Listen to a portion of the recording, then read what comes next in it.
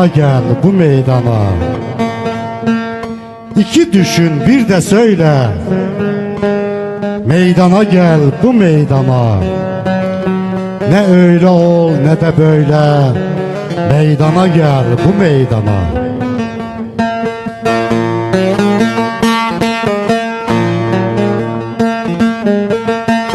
Güya her şeyden anlarsın, doğruları yalanlarsın, yalan dolanlarda varsın.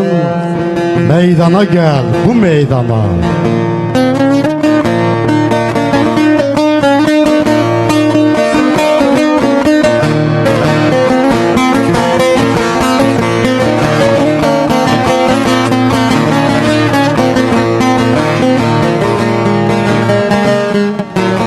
Aklı başta yoktur neyler, dil dolanır yalan söyler.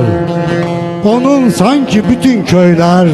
Meydana gel bu meydana.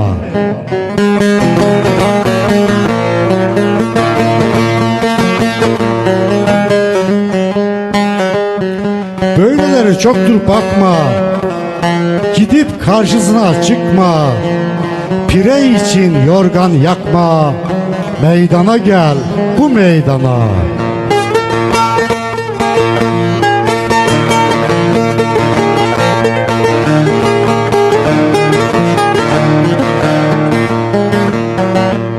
Turanoğlu Cezayir der, herkes yazar.